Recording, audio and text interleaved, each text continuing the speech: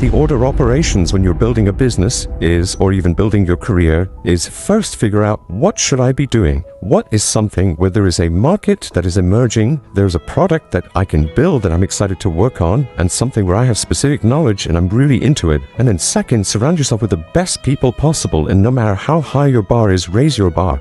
Because you can never be working with other people who are great enough. If there's someone greater out there to work with, you should go work with them. I advise a lot of people who are looking at which startup to join in Silicon Valley. I say basically pick the one that's going to have the best alumni network in the future. Look at the PayPal mafia. They work with a bunch of geniuses, so they're all that rich. So just try and pick based on the highest intelligence, energy, and integrity people that you can find. And then finally, once you've picked the right thing to work on and the right people to work with, then you work as hard as you can. This is where the mythology gets a little crazy. People work 80, 120-hour weeks. A lot of that's just status signaling. It's showing off. Nobody really works 80 to 120 hours a week sustained at high output with mental clarity. Your brain breaks down. You just won't have good ideas.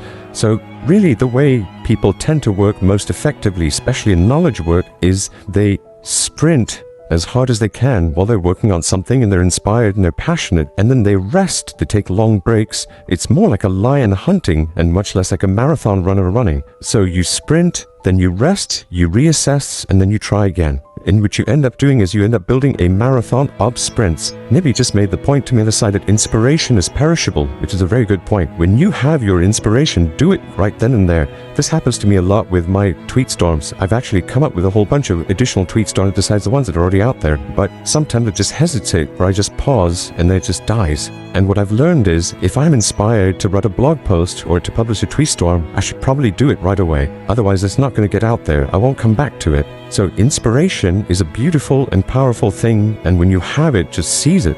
So people talk about impatience. When do you know to be impatient? When do you know to be patient? My glib tweet on this was impatience with actions and patience with the results. And I think that's actually a good philosophy for life. Anything you have to do, just get it done. Why wait? You're not getting any younger. Your life is slipping away. You don't want to spend it waiting in line. You don't want to spend it traveling back and forth. You don't want to spend it doing things that you know ultimately aren't part of your mission. And when you do them, you want to do them as quickly as you can while you do them well with your full attention. But then you just have to give up on the results. You have to be patient with the results because you're dealing with complex systems, you're dealing with lots of people. It takes a long time for markets to adopt products. It takes time for people to get comfortable working with each other. It takes time for great products to emerge as you polish away. So impatience with actions, patience with results, and as Nivi said, inspiration's perishable. So when you have inspiration, act on it right then and there. If I have a problem that I discover one of my businesses that needs to be solved, I basically won't sleep until at least the resolution is in motion. And this is just a personal feeling. But if I'm on the board of a company, I'll call the CEO. If I'm running the company, I'll call my reports. If I'm responsible, I'll get on there right then and there and solve it. If I don't solve a problem the moment it happens, or I don't start moving towards solving when it happens, I have no peace. I have no rest. I have no happiness until that problem is solved. So solve it as quickly as possible. I literally won't sleep until it's solved. Maybe that's a personal characteristic, but it's worked out well in business.